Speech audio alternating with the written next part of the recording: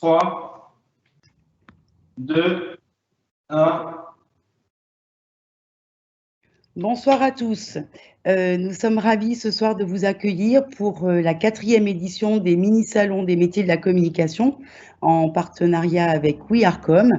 Je me présente, je suis Magali Guéramant, je suis directrice de la communication de l'ISCOM et je suis très heureuse de ce partenariat noué avec We Are Com, qui sont donc les experts, les professionnels des métiers de la communication, auxquels il était important que l'ISCOM s'associe, parce que nous sommes, nous, la référence de la formation à ces métiers.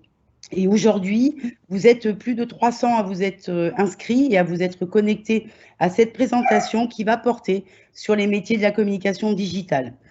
Ce que je souhaitais que vous entendiez ce soir tout particulièrement, c'est que malgré cette distance et ce format en digital, nous restons tous, donc les équipes de We Are Com et les équipes de l'ISCOM, dès demain à votre disposition pour prolonger la discussion, que ce soit sur la compréhension de ces métiers ou alors sur la formation et nous rejoindre à l'ISCOM.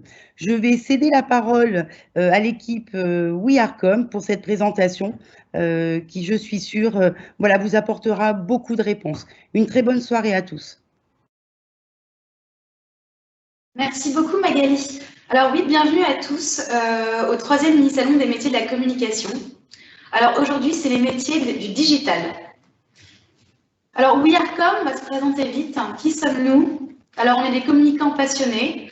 On veut accélérer la transformation de notre métier et promouvoir sa valeur ajoutée. On est à la fois un média pour les communicants et un club pour les équipes d'annonceurs. Le média, c'est plus de 20 000 visiteurs mensuels, plus de 25 000 abonnés à notre newsletter et plus de 50 000 personnes touchées sur les réseaux sociaux chaque mois. Le club, réservé aux annonceurs, permet de progresser entre pairs. Déjà 18 équipes nous ont rejoints et on leur propose des ateliers mensuels sur les enjeux des communicants. Les derniers en date, c'était sur le personal branding, la com interne d'après ou la sincérité perçue par les Français. Alors, la communication digitale, c'est quoi? Alors, d'abord, une phrase de Chuck Breimer, qui a travaillé chez DDB Worldwide, une grande agence de publicité. Nous devons passer de la création des messages à l'accroissement des connexions, passer du ciblage d'individus à l'engagement des communautés. Et c'est vrai que dans la com du digital, il faut toujours rechercher les clics qui génèrent de l'engagement numérique. Alors, il y a 3 objectifs qui sont communs à toute action de communication. Se faire connaître, donc développer la notoriété et l'image de marque.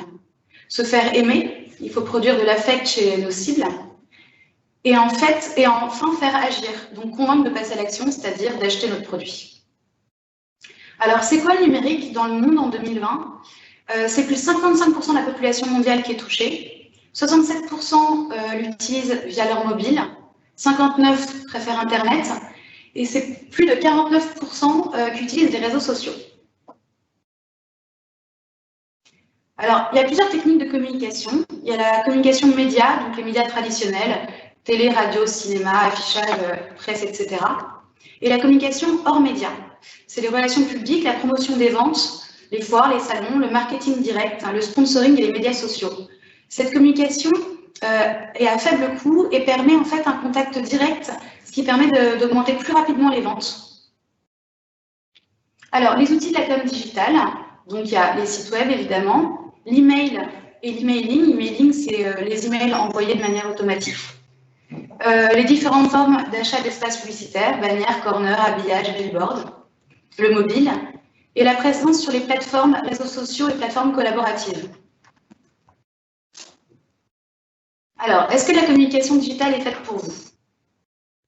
Les 9 points clés pour être communicant, donc il y a la stratégie, évidemment, la créativité, la planification, être réactif toujours, un bon relationnel, un rédactionnel irréprochable, être polyvalent. Et d'ailleurs, c'est un métier qui jouit d'une forte évolution et toujours être curieux. Alors, quelques citations de DIRCOM interrogées par notre équipe. Dominique Bonneauwood, l'ex-DIRCOM de Carrefour Group et France, dit que les contraintes de notre métier sont de plus en plus nombreuses. Avec le développement des réseaux sociaux, les communicants doivent apprendre à traiter avec autant de considération tout leur public. Emmanuel De Kerlo, vice-président de communication et affaires chez Coca-Cola, pour devenir DIRCOM, il faut avoir les mots justes. être humble dans son positionnement et épouser les valeurs de l'entreprise tout en restant fidèle à ses convictions. Éric Lemaire, directeur de la communication AXA France. Pour devenir DIRCOM, il faut de l'expertise en communication, savoir écrire et savoir parler. Cela paraît simpliste, mais c'est extrêmement important. Et enfin, Xavier Ivoire, DIRCOM de Decathlon. Je vois mon rôle de DIRCOM comme le trait d'union entre l'enseigne, ses collaborateurs et l'externe, dont les médias, journalistes, blogueurs, influenceurs. Alors, les métiers du digital. Alors, le digital, il faut savoir qu'on vit une transformation numérique et une vraie révolution du digital. Donc, c'est un écosystème en pleine évolution qui doit répondre à des nouvelles séries de tâches, d'enjeux et de besoins dans l'ère du digital. Alors, encore une fois, les objectifs, c'est se faire connaître, être visible au public, développer notre image de marque pour la notoriété, accompagner les temps forts, événements, lancement d'opérations et autres. Et perdurer, toujours nourrir ce lien de confiance qu'on a pu créer avec les communautés. Alors, les jobs. Le communicant en digital peut être chez l'annonceur ou en agence. L'annonceur, c'est tout groupe, entreprise, start-up qui a une équipe de communication, mais qui peut faire appel pour une stratégie de communication particulière à une agence. Et l'agence, c'est un prestataire qui va créer une petite équipe dédiée à la demande de l'annonceur pour l'aider. Par exemple, SNCF est un annonceur qui, pour certaines campagnes, fait appel à BETC, son prestataire agence. Alors, chez l'annonceur, on trouve toutes sortes de métiers, Digital Brand Manager, Community Manager, responsable inbound, chargé de com digital, chargé de com ou chargé des médias sociaux.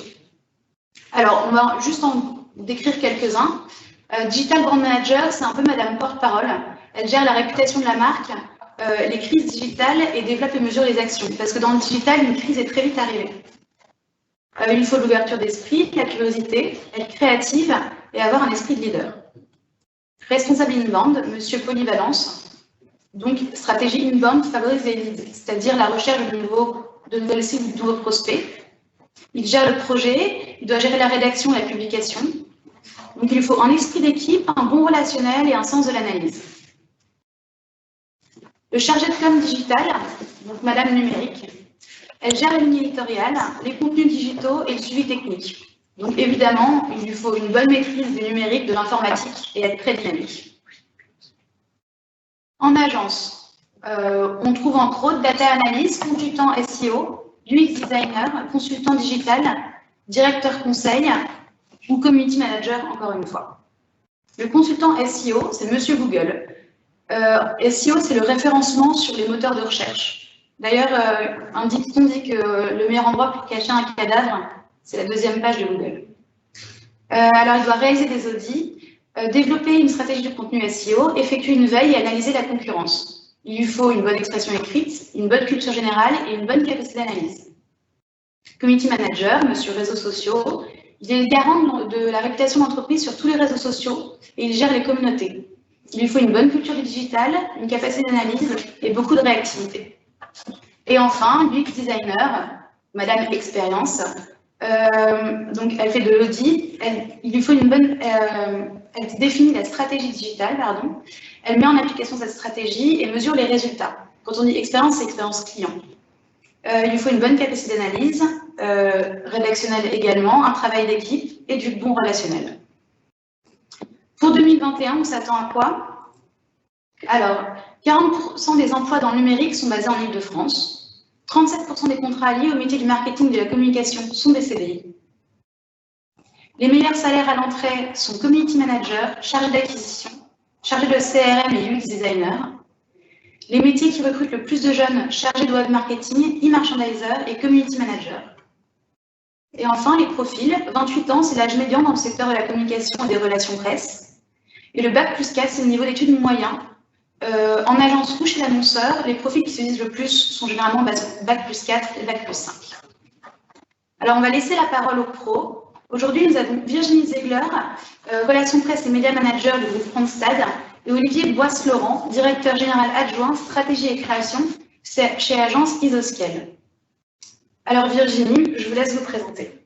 Bonsoir. Virginie Ziegler, alors c'est pas relations presse, c'est relations publiques, c'est pas grave, et média manager chez Randstad, Randstad, premier groupe mondial de ressources humaines. Je suis alors non pas au sein d'une direction de la communication, mais d'une direction du marketing, puisque tous les métiers dont on vient de vous parler chez nous sont regroupés dans une équipe digitale. Il y a effectivement aussi une direction de la communication qui a des métiers plus d'influence, d'influenceurs. En tous les cas, on se veut de ce côté-là. Aujourd'hui, mon rôle au sein de l'équipe, c'est de porter la stratégie, effectivement, le discours de la marque, notamment à travers nos campagnes de pub et online et offline, sachant que maintenant, effectivement, on est aussi pas mal sur le online, on en a une en cours actuellement. Coordonner toutes ces activités de communication. J'ai fait également beaucoup d'événementiels physiques, tant qu'on pouvait en faire, puisque nous sommes partenaires, par exemple, du Festival de Cannes, de l'Evian Championship, enfin d'un certain nombre d'événements. Et depuis 3 ans, nous avons mis en place une cellule e-sport que je manage sur la thématique, en fait, de se dire aujourd'hui, les jeunes, ce qu'on appelle les fameux millennials, qui ne veut rien dire et tout dire, on va dire les 18-35, comment toucher cette cible qui, pour nous, va être une cible de candidats, puisque notre métier, qui est un métier de recrutement, c'est de faire venir à nous de nouveaux candidats et on ne va pas les trouver comme autrefois à nous envoyer un CV ou des choses comme ça, mais il faut essayer d'aller trouver sur leur terrain de jeu. Et leur terrain de jeu, ça peut être le gaming et tous ces nouveaux médias que nous on utilise aujourd'hui, que peuvent être TikTok, Twitch et des choses comme ça. Donc on essaye toujours d'avoir un temps d'avance par rapport à l'utilisation de ces médias en tous les cas. Voilà. Merci beaucoup. À vous. Alors, Olivier Bois-Laurent, je suis venu avec Angélique Bordas également, qui est notre directrice des ressources humaines. Je représente une partie des expertises de l'agence Isoscale, qui est une nouvelle agence qui a presque 2 ans, qui a une particularité, c'est d'avoir un actionnaire qui est à 100% La Poste.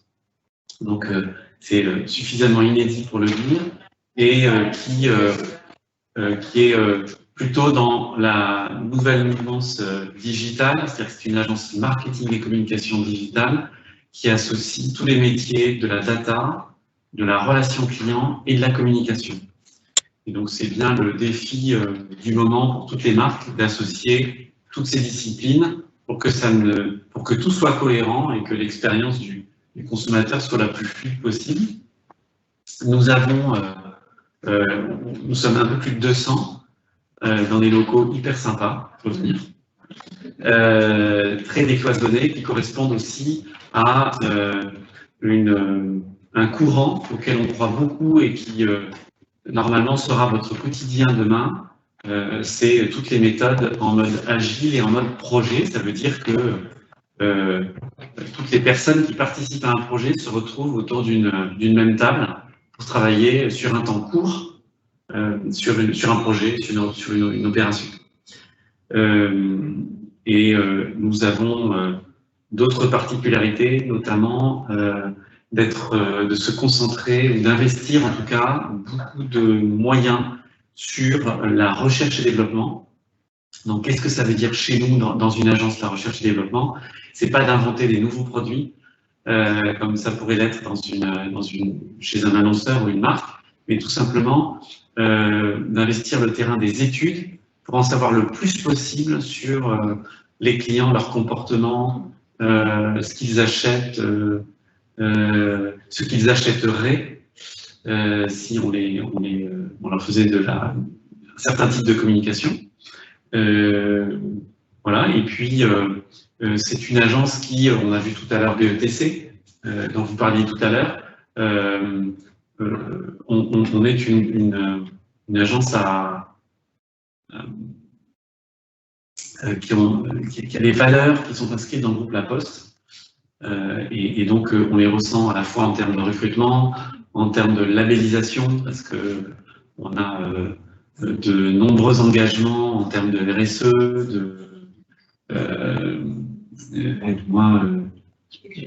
Ouais.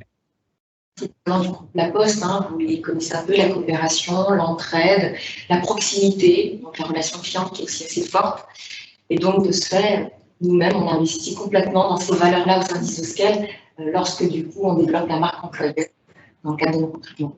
Voilà, et comme on a un actionnaire qui est La Poste, on se doit d'être le chevalier blanc de la data, et donc on fait très très attention, enfin plus qu'attention, tout est extrêmement réglementé chez nous, et donc en ce sens, on est une agence prête pour le futur, puisque la notion de data privacy sera votre quotidien aussi demain.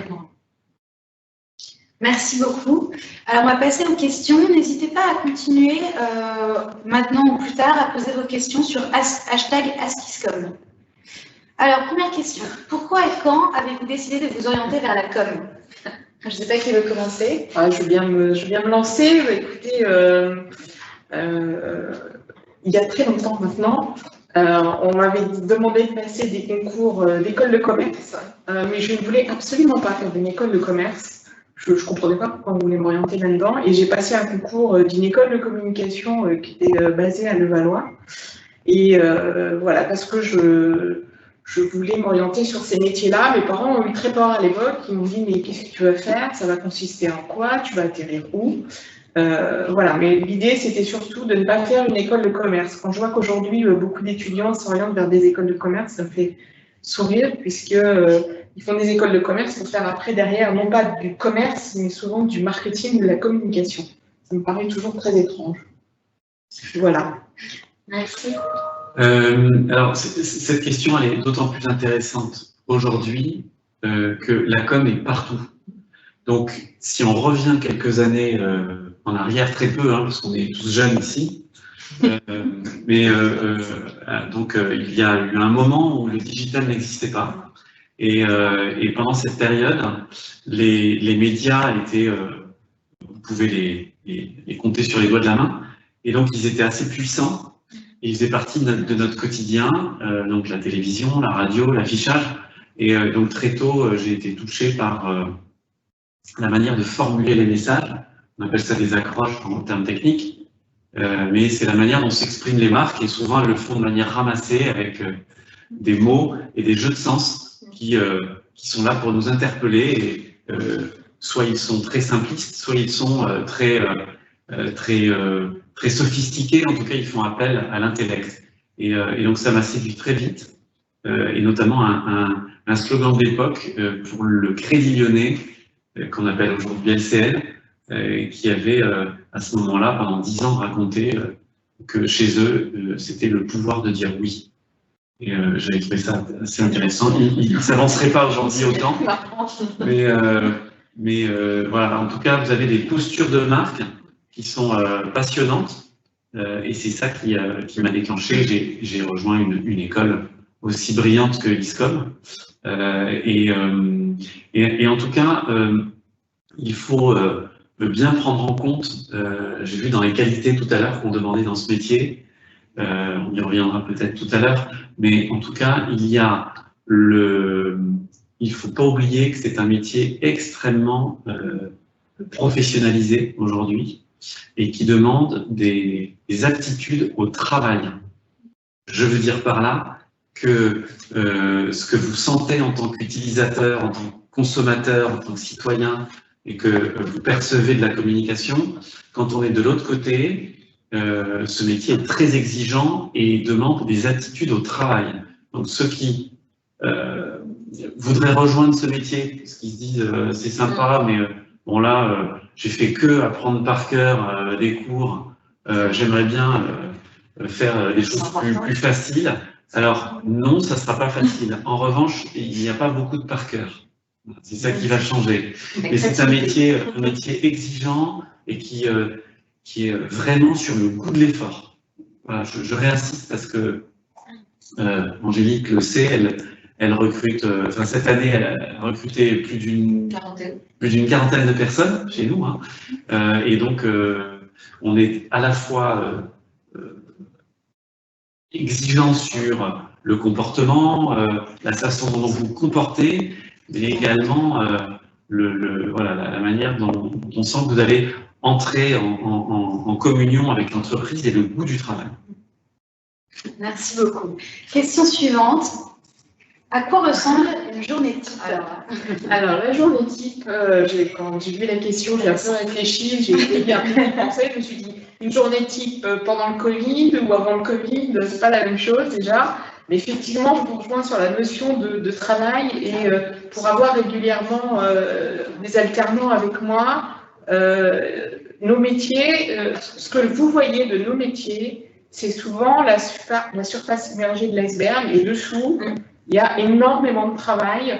Je dis toujours qu'on est un peu des faiseurs, des logisticiens parce qu'on doit manier différents métiers, on doit être très polyvalent, très impliqué. Et alors une journée type, c'est quoi? Alors une journée type pour moi aujourd'hui, en ce moment, c'est... Alors déjà, moi j'aime bien commencer tôt, ce qui n'est pas toujours très commun dans ce qu'on peut penser des métiers de la com, où souvent on se dit ouais, ces gens ils commencent pas avant 9-10 heures. Alors c'est vrai pour certains, mais c'est pas vrai pour tout le monde. Moi, 8h30, je suis dans mon poste et ça me permet d'avoir une bonne heure pour traiter mes mails, vérifier tout que j'ai fait la veille, jamais le jour même, et puis regarder mon planning de réunion et voir si effectivement je suis prête pour ces réunions. Et ensuite, je vais pouvoir commencer à travailler sur mes dossiers. Mais il ne faut pas oublier une chose dans une journée, quelle qu'elle soit. Moi, j'essaie toujours, de limiter le nombre de réunions ou de rendez-vous. Quand je dis réunion, ça peut être des rendez-vous aussi extérieurs. Je refuse par contre les réunions où il n'y a pas d'ordre du jour et où il n'y a pas un plan d'action qui est prévu derrière. C'est une perte de temps. Aujourd'hui, il y a beaucoup d'entreprises et nous, on se bat là-dessus. Et on a un peu la réunionnite élue. C'est revenu avec le Covid où il fallait faire un peu acte de présence, tout le monde derrière sa caméra. Donc attention à ça. Et puis surtout, prendre du temps pour du benchmark, c'est-à-dire aller voir ce que font les autres et pas seulement dans votre secteur d'activité. Il faut avoir une curiosité dans votre métier de communicant. Qu'est-ce qui se fait, qu'est-ce qui se dit, pourquoi, aussi bien ce qui est bon, ce qui est moins bon. Si vous n'avez pas cette curiosité d'esprit, vous allez vite vous lasser de ces métiers, je pense. Et ensuite, l'autre chose, je sais que, enfin, je peux vous, mais moi, en tous les cas, sur une journée type, je laisse minimum 20% de mon temps pour les imprévus. Parce que c'est des métiers où vous pouvez, si par exemple vous êtes en événement, il y a un imprévu, un truc qui ne marche pas, il pleut, l'invité est en retard, ou je ne sais quoi. En média, ça peut être une création que vous n'arrivez pas à finaliser avec votre agence, etc. Donc il y a plein de choses de ce type-là qui peuvent arriver. Donc surtout laissez-vous du temps pour les imprévus parce que malheureusement il y en a beaucoup. Et puis j'essaye toujours de raisonner et nous, enfin un petit peu comme vous, on travaille même chez l'annonceur aujourd'hui. Vous n'êtes pas enfermé dans un métier, on vous demande d'être polyvalent, on travaille en mode projet. Il y a souvent un product owner et puis vous allez travailler avec différents services de l'entreprise. Ça peut être les RH, ça peut être la DSI, ça peut être toutes sortes de métiers pour capitaliser sur les savoir-faire et les compétences de chacun. Rien n'est figé et effectivement, on va de plus en plus vers ce mode d'organisation et même dans une très très grande entreprise. Il n'y a pas de journée type, voilà, c'est un petit peu comme ça. Je dirais qu'il y a des moments forts et surtout, quelque chose que j'ai appris il y a très très longtemps, j'ai fait une formation de gestion du temps. Et formation de gestion du temps, la première chose, c'est que je regarde mes mails effectivement à 8h30 et qu'après, je ne les regarde plus avant midi. Je me remets, enfin midi, on va dire, on allait déjeuner, et je vais les re-regarder en fin de journée. Pourquoi? Parce que sinon, vous ne faites que traiter des mails et vous ne travaillez pas. Donc voilà, quand on veut travailler sur des dossiers, quand on a des trucs de réflexion à faire, sur des campagnes ou autres, il est important de se préserver du temps.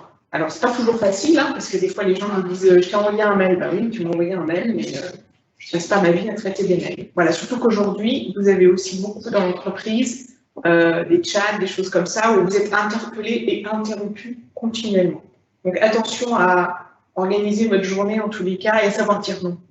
On vous interrompt également. Voilà.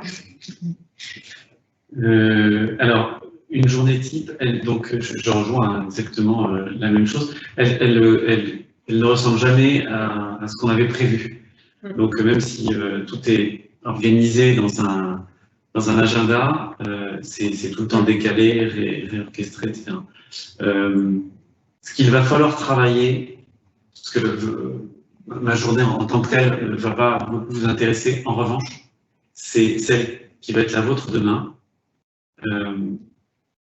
Vous allez, aujourd'hui, vous êtes sur le digital, vous avez plusieurs profils sur les réseaux, vous êtes sur le mobile, sur le desktop, sur un écran, vous suivez plusieurs choses en même temps, et donc votre cerveau sera structuré de manière un peu fragmentée, et donc vous aurez, quoi qu'il arrive, de la difficulté à vous concentrer. Et donc le défi des journées de demain, pour vous, ça va être la capacité à vous plonger sur un dossier. Et comme je dirais qu'il y a un avant et un après avec le digital, avant, en effet, on pouvait arriver à 9h, 10h, enfin, on faisait un peu ce qu'on voulait de sa journée, parce qu'on n'attendait qu'une chose de nous. Là, aujourd'hui, on attend énormément de choses, on doit être partout. Pour tous les métiers dont vous avez parlé tout à l'heure, il y a énormément de tâches à réaliser qui sont aussi passionnantes que chronophages. Donc, votre capacité à savoir écrire vite, sans faire de fautes, à vous concentrer avec des concentrations flash, c'est-à-dire très concentrées pendant 10 minutes, pour pouvoir glisser sur un autre sujet qui va forcément arriver de manière un peu inattendue. Voilà, donc c'est ça qui va être à la fois tendu et passionnant pour demain. Et donc nous, on y est confrontés dès aujourd'hui. Alors, question suivante.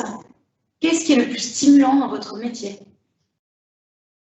Ben justement, je pense que c'est ça, c'est effectivement, même si on essaye de structurer les choses d'une journée sur l'autre, d'une semaine sur l'autre, de savoir que ça ne va pas se passer forcément comme ça, qu'il va y avoir beaucoup d'inattendus, de gestion d'urgence. Tout d'un coup, un truc qui arrive, il faut le gérer, parce que ben voilà, c'est comme ça. Et c'est très stimulant, surtout la variété des tâches, parce qu'effectivement, on est en mode flash, comme vous disiez, on fait quelque chose, et après, il faut passer à une autre tâche, etc. Et c'est justement ça qui est stimulant, mais en même temps, ça peut être perturbant. Et par contre, c'est très fatigant. Mais c'est cette capacité à passer par exemple, d'un média à un autre. Moi, j'adore quand je travaille sur des médias traditionnels, sur un plan média télé, radio, presse, et puis à côté, on me demande de travailler sur du online. Donc, je vais travailler des cibles sur de l'emailing, sur du retargeting, sur comment je construis un bassin d'audience, etc. Donc, c'est des tâches très différentes. Et du coup, c'est très stimulant parce que, comme vous le disiez, il y a quelques années de ça n'existait pas. Donc, on apprend tous les jours. Et moi, c'est un métier que je fais depuis, je vais oser dire, depuis 30 ans. Et j'apprends encore tous les jours. Et je pense qu'à partir du moment où vous considérez que vous n'avez plus rien à apprendre, mais il faut changer de métier, parce que forcément, vous vous trompez. C'est vrai. Moi, je dirais que le plus stimulant, c'est aussi côté agence, de pouvoir changer une stratégie de marque, c'est-à-dire de pouvoir influencer la position d'une marque et la faire évoluer. Et le deuxième point, qui est justement peut-être dans notre façon de faire, je pense un peu plus encore en agence que chez l'annonceur, c'est la capacité d'échange. Donc c'est le collectif, c'est-à-dire qu'on n'est jamais, on n'est jamais seul face à nos sujets. C'est le fruit d'un projet collectif d'échange en permanence qui nourrissent nos recommandations, nos projets, la créativité, l'activation, même sur la partie technique aujourd'hui digitale, c'est aussi un échange entre deux ou trois personnes. Et donc oui, si vous avez envie d'un métier où on ne s'arrête jamais et où on a plein de sujets de différents thèmes, ce métier, en tout cas ce secteur est fait pour vous, vous vous embêterez jamais. Quelle est la campagne ou la communication dont vous êtes le plus fier? Alors j'ai du mal parce qu'on a eu un petit peu les questions, mais celle-ci est un peu compliquée parce que sur les dernières campagnes de publicité qu'on a pu faire, il y en a une qui nous tient à cœur parce qu'en fait on reprenait la parole, alors c'était donc en 2017, c'est ça, 2017, et on a fait une campagne de communication, on a saisi l'opportunité de la présidentielle pour parler de l'emploi et de se dire que justement avec les moyens digitaux aujourd'hui, par exemple avec votre téléphone, vous pouvez choisir, alors en ce moment, mais un restaurant, la météo, vous pouvez même trouver un copain, une copine, etc. Mais pour nous, c'était la problématique de comment trouver un emploi et le faire rapidement. Donc on a joué sur ça et ça a très bien fonctionné. Et on a fait cette campagne, on a fait le tournage du spot, etc. On l'a diffusé. Et quand on a fait surtout, parce qu'une campagne, ça se mesure, l'étude de post-campagne avec CSA, qui nous suit sur ces sujets-là, même eux étaient étonnés de voir comment des mots dont vous avez vu tout à l'heure, tout ce qui était notoriété spontanée ou assistée avait pu grimper en flèche grâce à cette campagne, où en fait on a parlé aux gens sur un ton, parce que c'était un ton également, qui leur correspondait de leur quotidien, c'est-à-dire que je fais comment aujourd'hui pour trouver un job avec mon téléphone, puisqu'aujourd'hui je suis capable de tout trouver avec mon téléphone. Voilà, c'était cette campagne-là qui était un peu quelque chose de nouveau, en tous les cas, dans notre secteur d'activité, qui est le secteur de RH, où c'est compliqué parce qu'on s'adresse à des humains. Je veux dire, on n'est pas en train de vendre, nous, je sais pas, une voiture, un yaourt, etc. On ne vend pas un produit. On parle d'humain à humain. Et ce qu'on veut, nous, aujourd'hui, c'est dire qu'avec la technologie, on peut garder ce côté humain et on peut vous apporter des solutions. Donc, c'était ce qu'on avait essayé à ce moment-là de transmettre dans cette campagne et ça a été bien perçu en tous les cas, on a eu de très bons résultats. Félicitations. Alors moi j'en ai pas mal au compteur, donc en tout cas il y en a deux. La première plus sérieuse, je me suis occupé de la communication du tourisme corse de 2004 à 2018. Donc j'ai eu ce client pendant très longtemps. On est devenus amis ensuite avec Daniel. Et ce type de relation de confiance entre un annonceur et une agence, ça n'arrive qu'une fois. Donc je l'ai vécu. Et donc c'était vraiment canon. Et c'était une campagne, enfin, c'était plusieurs campagnes qui étaient dans toute l'Europe. Donc je ne me suis pas embêté et j'ai voyagé en plus avec ce client. Et la deuxième, c'est plus rigolo. C'est une campagne qu'on a réalisée avec très peu de moyens, où pour le lancement d'une marque de lingerie, on a fait courir des hommes dans la forêt, chassés par des femmes en tenue légère, habillées en Amazone, et qui allaient chasser les hommes qui prenaient la fuite. La fin de cette vidéo, c'était la chasse est ouverte.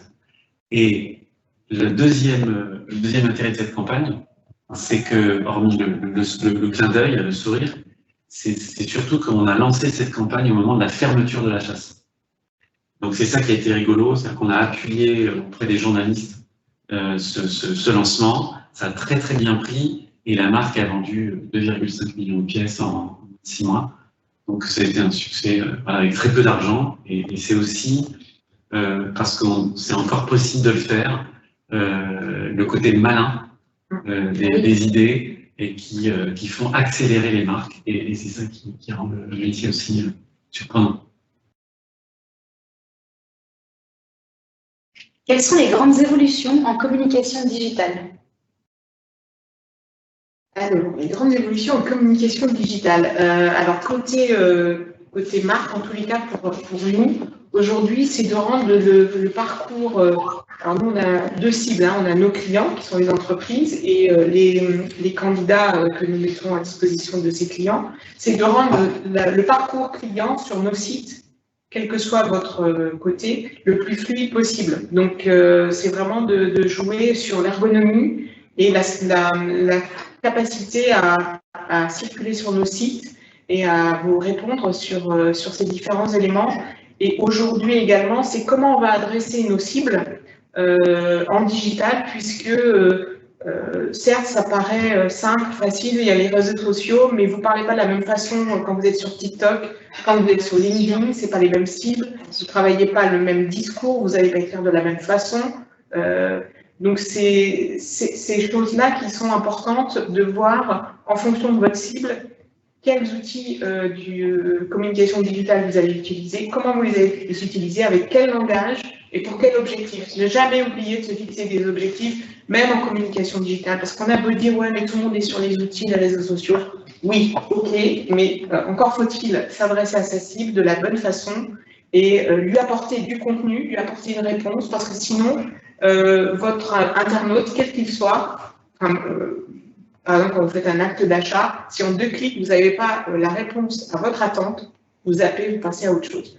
Donc, je pense que l'évolution, c'est ça, c'est savoir capter et garder l'attention de votre internaute, qu'il soit un client, qu'il soit, quelle que soit sa nature, et surtout d'avoir le bon discours au bon endroit. Adapter votre discours, donc ça nécessite, plus que dans les pubs mass média, d'avoir un discours publicitaire qui doit vraiment s'adapter, parce qu'on ne parle pas du tout de la même façon en digital et à la télé. C'est pas la même chose. Oui, alors j'aimerais rajouter moi deux points. Le premier, c'est d'abord le terme digital. Je ne sais pas s'il est en trop, si ça sera un terme de demain, puisque le digital est déjà parmi nous. Il est dans nos jeunes, il est surtout chez vous omniprésent.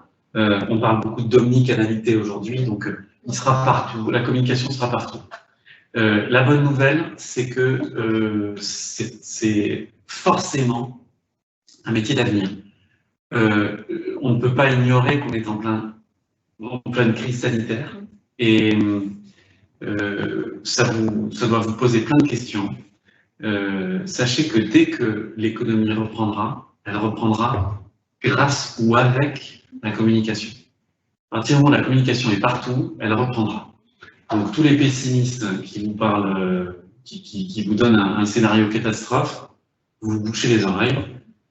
Sachez que ça ne va cesser d'irradier toutes les sphères, et surtout, ce qui va être vachement intéressant pour vous, c'est qu'il y aura des acteurs nouveaux que nous connaissons aujourd'hui, mais que nous pratiquons pas vraiment aujourd'hui, nous en tant que professionnels, mais demain, vous aurez sûrement des jobs de community manager chez Amazon, des jobs de créatif chez Apple, etc., etc. Donc, les gros acteurs des GAFA vont forcément réorganiser les métiers qui seront les vôtres. Donc, tout ça va être super, ça va être un moment assez dingue, assez dynamique. Également, revenir sur les métiers et justement le partager avec Angélique. Je me suis pris des petites notes pour ne pas oublier, parce que je voulais vous parler des métiers en particulier. Alors, il y a les stars du moment qui sont donc évidemment le social media, le UX design, le data mining. Mais demain, il y aura, ou en tout cas dans les 5 prochaines années, l'inbound marketing qui va très très bien marcher. Toutes les techniques de marketing liées à la fidélisation, en tout cas à l'expérience client, on appelle CRM aujourd'hui, mais demain ça portera un autre nom, l'acquisition digitale, le search, et tous les jeux, tous les métiers qui sont liés aux jeux aussi, aux jeux en ligne, le gaming, qui sera vraiment un métier en soi. Et puis évidemment, alors c'est déjà le cas, mais ça prendra beaucoup plus d'ampleur, tous les métiers liés à la RSE et à la communication responsable. Et donc, en effet, dans toi, les profils que tu rencontres, en effet, Je te confirme. tu me confirmes. Bien sûr. Voilà. Et puis on reviendra peut-être sur la dernière question. Oui. Avez-vous un conseil pour les futurs communicants? Je vous écoute. Alors, pour les futurs communicants, Je reprendrai un petit peu ce que vous avez dit précédemment, c'est-à-dire, n'oubliez pas une chose, que ce soit en entreprise ou que ce soit dans une agence, ou si vous entrez dans le monde merveilleux des startups, n'oubliez pas une chose, c'est que vous allez travailler. Ça, c'est la première des choses. Je suis toujours assez surprise de voir arriver des gens en entreprise. Nous, on voit ça quand on reçoit les candidats qui commencent par demander des horaires, des choses comme ça. Donc moi, ça me met toujours un petit peu mal à l'aise. Je peux comprendre, hein, il y a la vie privée, la vie professionnelle, mais vous allez travailler et vous allez travailler énormément. Le conseil, c'est de garder toujours un esprit de curiosité dans ces métiers, quels qu'ils soient, d'être à l'écoute et l'esprit d'équipe. Je pense que ce soit en agence ou même nous, chez l'annonceur, on travaille en équipe, c'est-à-dire que vous ne travaillez jamais seul, vous travaillez toujours avec plusieurs personnes, que ce soit à l'interne, avec des prestataires, avec tout un tas de personnes. Et ce que vous faites, ça va influer sur leur travail, sur leurs tâches, donc ne jamais l'oublier. Donc vous faites partie d'un tout, vous êtes un maillon d'une chaîne, et vous devez tenir compte de cela dans votre façon de faire, dans votre façon d'aborder votre travail, votre métier, quel qu'il soit.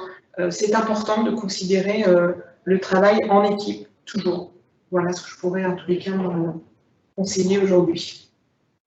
Je veux bien que tu réponds. Alors, oui, parce que pour le coup, hein, on recrute quand même pas mal de futurs communicants. Hein, donc, je m'adresse effectivement à vous, c'est important parce qu'on constate. Donc, il faut vraiment avoir en vous certaines valeurs clés qui sont assez simples en fait pour le coup, c'est être passionné par son boulot et le montrer cette passion. Parce que pour le coup, quand vous rentrez dans une entreprise, c'est pas simplement se dire bon, j'attends. Et non, c'est un échange, c'est un partage entre vous et nous. On co-construit en fait l'entreprise dans laquelle vous êtes. Donc, de ce fait, vous avez une place importante, vous êtes acteur. Et donc, ce qu'on demande vraiment, voilà, c'est de pouvoir avoir une vision 360, d'être très curieux, ça c'est clair, d'avoir une façon de travailler comme si vous êtes votre propre entreprise, culture d'entrepreneuriat dont nous on a besoin aujourd'hui, c'est les valeurs de demain. Et puis oui, cette curiosité hein, qui permet justement de comprendre ce qui se passe sur le marché, parce que les métiers évoluent très vite. Et nous, c'est ça qu'on veut. C'est pas juste des personnes qui se disent j'ai les expertises là du moment. Non, c'est avoir les expertises de demain. Et pour ça, il faut avoir cette curiosité et avoir un cran d'avance en fait. C'est ça surtout. Voilà. Et justement, il y a une question pour vous qui vient de Anna. Qui vous demandait autour de combien tournent les salaires à communication. Alors bon, bah ça va dépendre. Les salaires des dirigeants. Bah, écoutez, ça va dépendre aussi du métier en lui-même. Hein. Vous avez montré un certain nombre de profils tout à l'heure, je crois. Vous avez indiqué.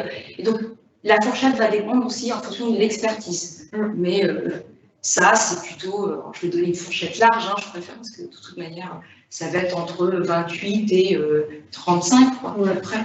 C'est ça, une fourchette. Voilà. En tout cas, je dis. Merci. Une question pour vous, Virginie. Quelles sont les compétences pour travailler dans le e-sport? Alors, l'e-sport, c'est un grand sujet. Nous, ça fait 3 ans qu'on s'est investi là-dessus. On a commencé par la petite porte, ça me le dit toujours. Aujourd'hui, on est partenaire d'une équipe qui s'appelle Gamers Origins, donc on est sur le maillot, etc. Et l'idée, c'était quoi? C'était de se dire que quand vous jouez, vous allez développer des skills qui sont différentes et ces skills, vous pouvez les transposer dans le monde du travail. Et ça nous permet de dire à des candidats, oui, vous passez peut-être des heures à jouer, mais nous, ça peut nous intéresser aussi parce que vous développez d'autres choses. Vous développez l'esprit d'équipe, si vous êtes sur un jeu où on joue à plusieurs, vous pouvez développer de la curiosité, vous pouvez être un leader, parce que quand on joue, on peut être un leader, etc., etc. Mais les métiers de l'e-sport aujourd'hui, attention. Attention, je n'aime pas trop cette notion parce qu'en fait, ce sont plutôt des métiers pour moi du marketing ou de la communication pour lequel vous aurez une appétence pour l'e-sport. Moi, je suis sur la cellule e-sport à la direction marketing. Vous voyez mon profil, je ne suis pas du tout une gameuse. Ce qu'on va vous demander, c'est d'avoir de la curiosité. Donc moi, j'ai appris, j'ai été me renseigner, j'ai essayé d'échanger avec un maximum de personnes là-dessus. Mais les métiers de l'e-sport, c'est un peu comme le foot. Il y a les joueurs pros, hein, donc il y a Mbappé, et puis il y a les autres. Donc, dans l'e-sport, vous avez quelques joueurs pros qui gagnent leur vie avec ça. Mais après, les métiers, c'est quoi? Community manager, donc c'est les mêmes métiers que ce dont on vient de parler. Quelques métiers spécifiques comme le streaming, maintenant, on parle beaucoup de streaming, des choses comme ça. Mais vous allez avoir tous les métiers de production, sont les mêmes métiers de production que de l'audiovisuel. Donc, ce sont des métiers qui existent aujourd'hui. Un événement en e-sport, c'est comme un événement, n'importe quel autre événement. Sauf que la spécificité, c'est qu'on s'adresse à des joueurs et qu'on va passer par un canal qui va être le digital, ou ça peut être un événement en physique.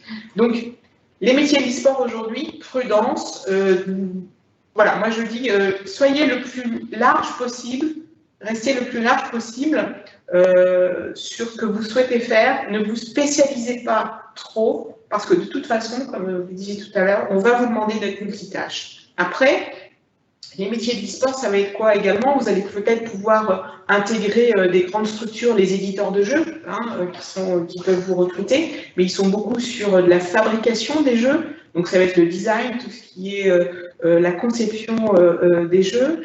Vous allez après avoir, il y a quelques équipes, mais autour, c'est un petit staff, faut pas se leurrer, c'est un tout petit staff.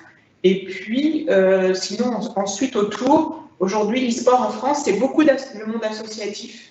Il y a très peu de structures vraiment organisées et qui embauchent, en tous les cas. Il y a peu d'offres d'emploi. Je vous conseille pour ça d'aller voir la newsletter de l'AFJV, qui est une structure qui va répertorier les offres d'emploi, mais également de stages sur sur des métiers qui vont vous parler, mais qui seront dans des structures dédiées à l'e-sport ou au gaming. Donc là, vous allez pouvoir trouver, en tous les cas, ce genre d'offres. Mais attention, il n'y a pas 100 000 offres d'emploi sur ces métiers-là. Il ne faut pas rêver. C'est une niche. C'est vraiment une niche.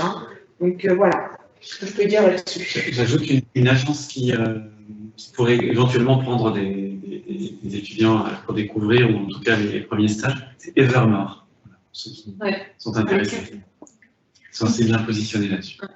Une dernière question, parce qu'on n'a plus beaucoup de temps, c'est pour vous, Angélique. Recrutez-vous des profils école de commerce spécialisés en com ou de purs communicants?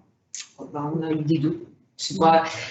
Personnellement, ce n'est pas l'école qui nous entend en soi, même si l'école peut avoir certaines expertises. Et puis, on cherche aussi parfois à créer des partenariats. Et je privilégie beaucoup la politique de l'alternance aussi, puisque c'est comme ça qu'on peut accompagner et puis faire de véritables communicants en lien avec nos valeurs, en fait. Ça, c'est clair. Mais derrière, non, peu importe, c'est le profil en lui-même, c'est la personne. Ouais, je pourrais peut-être ajouter qu'il y a des profils de stratèges donc, qui sont un peu plus réduits en termes de potentiel, où on va plutôt favoriser des écoles de commerce ou Sciences Po ou autres écoles où on apprend à analyser, structurer, écrire, résumer, donc une bonne capacité d'analyse, et ensuite des écoles qui sont plus métiers sur l'opérationnel, et donc le grand volet de nos recrutements. Et pourquoi? Parce que les écoles spécialisées sont beaucoup plus prêtes à l'emploi. C'est-à-dire que ces étudiants-là, quand ils ont fait 2 ans ou 4 ans, quand ils arrivent chez nous, il y a très peu, il y a une compatibilité culturelle assez forte, et ils appliquent tout de suite ce qu'ils ont appris. Dans les autres écoles, il y a un temps d'adaptation qui peut mettre 6 mois à 2 ans ou jamais apprendre. Voilà. Donc je vais dans le sens de l'école qu'on représente aujourd'hui, pour dire que c'est quand même, ce sont des écoles où on apprend les métiers dont on vient de parler aujourd'hui, ce soir. D'ailleurs, l'ISCOM propose plusieurs formations qui répondent aux besoins d'entreprise dans le digital. Alors, le prochain rendez-vous, c'est en janvier. Nous n'avons pas encore la date, ni la thématique. N'hésitez pas à continuer à questionner ou l'ISCOM ou la team WeAreCom si vous avez des questions sur les formations ou même sur les métiers. Nous sommes à votre disposition sur les réseaux sociaux. On vous remercie d'avoir suivi ce webinaire et on vous souhaite d'excellentes fêtes de fin d'année. Au revoir et on se revoit en janvier. Au revoir. Au revoir à tous.